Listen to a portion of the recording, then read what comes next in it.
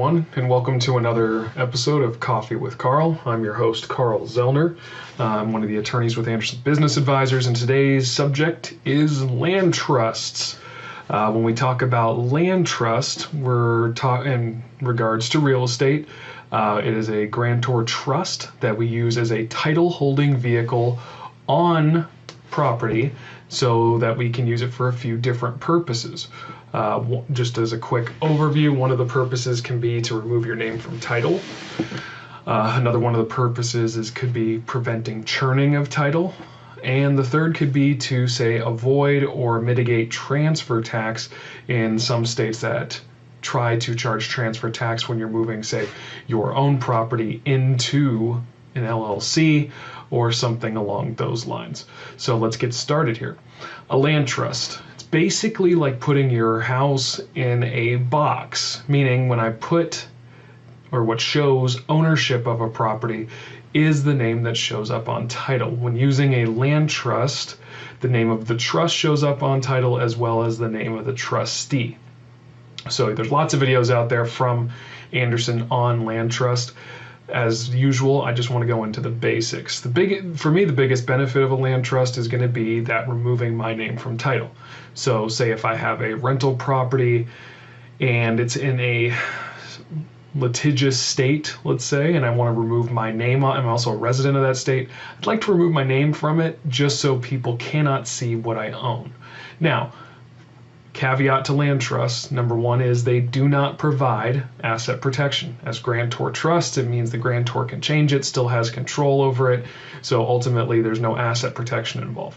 What it does provide is that extra layer of anonymity, so if, say, you're in a highly lucrative field like being a doctor, attorney, maybe something like that, and you're likely to be sued, doctors looking at you, it's nice to be able to pull your name off of something and not have it connected to your name in any sort of way.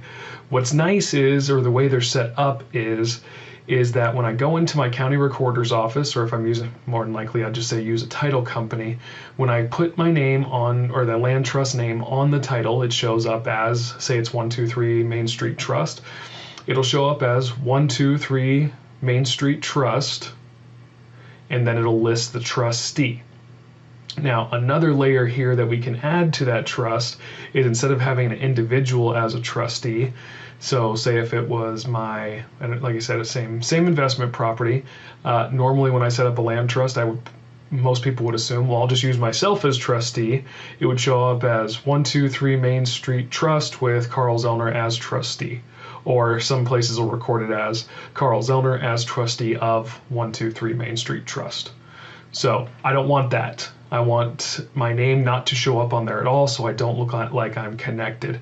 So when I use my land trust, what I'm going to do is I'm going to set up a Wyoming LLC to serve as trustee. So let's call it, I don't know, 123 LLC.